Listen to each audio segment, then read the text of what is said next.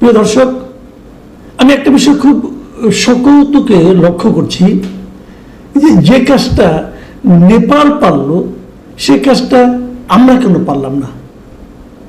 মানে একই ধরনের আন্দোলন, কিন্তু সরকারের দুর্নীতি, সরকারের একগুঁয়েমি, সরকারের মানুষের কথা বলার অধিকার কেড়ে নেওয়া, এই সমস্ত ঘটনার প্রতিবাদ করে কিন্তু আমাদের মতো নেপালেও আন্দোলন হয়েছে। সেখানেও আন্দোলনের নেতৃত্ব দিয়েছেন জেনজি, যাকে বলা হয়, ইয়াং জনগোষ্ঠী, যাদের জন্ম আপনার 96 সালের পরের থেকে যাদের জন্ম, যাদের বয়স এখন 25-26 এরকম, এরা এই আন্দোলনে কিন্তু নেতৃত্ব দিয়েছেন, তারাই আন্দোলন করেছেন এবং সরকারকে ফেলে দিতে পেরেছেন। সরকার পালিয়ে গেছে, অনেকে নাজেহাল হয়েছে, অনেকে হেলিকপ্টারে পালিয়ে গেছে, নানা ধরনের ঘটনা কিন্তু আমরা এর মধ্যে বিভিন্ন মিডিয়াতে দেখেছি। তারপর তারা আমরা যেমন একজন লোককে ডেকে এনে দায়িত্ব দিয়েছিলাম যে আপনি আমাদের দেশটাকে ঠিকঠাক করে দেন, তারা এরকম একজনকে দায়িত্ব দিয়েছেন। তিনি হলেন নেপালের সাবেক প্রধান বিচারপতি সুশীলা কার্কি, ওনাকে দায়িত্ব দিয়েছেন। এখন উনি এসে কি করলেন? উনি যেদিন দায়িত্ব নিলেন, শুক্রবার দিন দায়িত্ব নিয়েছেন, আজ শনিবার, আজকে উনি ঘোষণা করলেন যে আগামী মার্চে হবে নির্বাচন, বা মার্চের কোন দিন হবে তাও বলে দিলেন, প্রথম সপ্তাহে নির্বাচন হবে। তার মানে উনি দায়িত্ব নেওয়ার পর প্রথম যে কাজটা করলেন, উনি কিন্তু এখনো টোটাল ওনার যে ক্যাবিনেট তাও সাজাননি। বলেছেন যে 3-4জনের মতো লোক রাখবেন, কাদের রাখবেন তাও সেটাও ঘোষণা করেননি, কিন্তু উনি কিন্তু ঘোষণা করে দিয়েছেন যে মার্চে নির্বাচন হবে। 6 মাসের মধ্যে নির্বাচন হচ্ছে, 6 মাস, এবং ডেটটাও দিয়ে দিয়েছেন একদম, মার্চের কয় তারিখে হবে। আমরা কিন্তু পারলাম না, আমরা এখনো বলতে পারছি না নির্বাচন কবে হবে। এখনো আমাদের দেশের মানুষের মধ্যে অনিশ্চয়তা, নির্বাচন কবে হবে। বাস্তবতা তো একই ছিল, সব একইভাবে। কিন্তু তো এখন প্রশ্ন হলো আমরা কেন পারলাম না। এই জায়গাটাতেই আমি একটু আলোচনা করতে চাই। মূল পার্থক্যটা কোথায়? দেখেন, ওনাদেরও আন্দোলন করেছে ইয়াং জেনারেশন, তার সঙ্গে দেশের মানুষ যুক্ত হয়েছে। আমাদের এখানেও আন্দোলনের শুরুতে ইয়াং জেনারেশনটাই ছিল, কিন্তু তার সঙ্গে পুরো দেশের মানুষ যুক্ত হয়েছে, এটুকু মিল। কিন্তু মিল নেই কোথায়? মিল নেই হলো এই জায়গাটাতে, ওনাদের যিনি প্রধান নির্বাহী, যিনি সরকার প্রধান হয়েছেন, যে প্রধান বিচারপতি, উনি বলেননি যে এই তরুণরাই তার এমপ্লয়ার। বরং আমরা ছবি দেখেছি, তরুণরা যে তার পায়ে ধরে সালাম করছে যে আপনি আমাদের দায়িত্বটা নেন। আর আমাদের এখানে বলা হয়েছিল যে এমপ্লয়ার। এখন যেহেতু এমপ্লয়ার নিয়োগকর্তা, তাহলে তার প্রতি কৃতজ্ঞতা ছিল, এবং সেই কৃতজ্ঞতার জন্য তাদের 7 খুন মাফ হয়ে গেছে।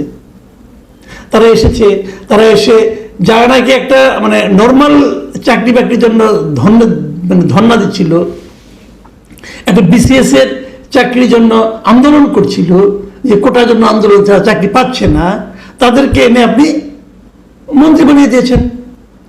ওনারা এখনো সেটা করছে কিনা জানি না, করবে কিনা তাও জানি না, সম্ভবত করবে না, কারণ মাত্র নিবেই মাত্র 3 জন, কিভাবে করবে।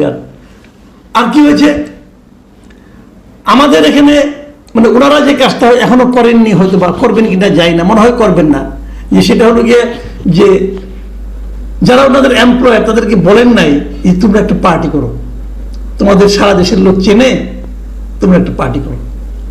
এটা বোধ হয় বলে নাই। আর কি বলে নাই? হ্যাঁ, তোমাদের পার্টি করতে সময় লাগবে, কোনো সমস্যা নাই, আমি রিসেট বাটন টিপে দেব, আমি রিসেট বাটন টিপবো, তাহলে সব কিছু আবার নতুন করে হবে। এমনকি নেপালের আরেকটা সমস্যা ছিল, যে নেপালে ওখানে কোনো মুক্তিযুদ্ধ হয় নাই।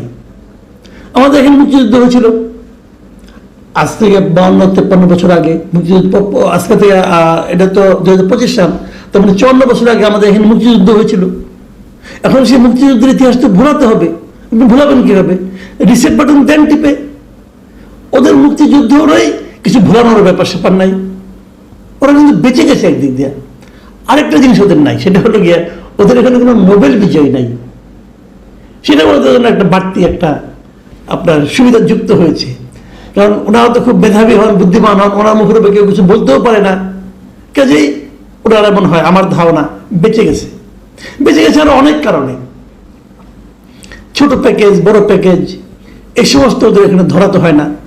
ছোট প্যাকেজ হলে 2 বছর, না বড় প্যাকেজ হলে 2 বছর, ছোট প্যাকেজ হলে 1.5 বছর, একটা সিস্টেমের মধ্যে ফেলে দেওয়া গেছে। কিন্তু তো আমরা এখন ছোট প্যাকেজের মধ্যে আছি, 1.5 বছরের মাথায় হয়তো নির্বাচন হবে বলে বলা হচ্ছে।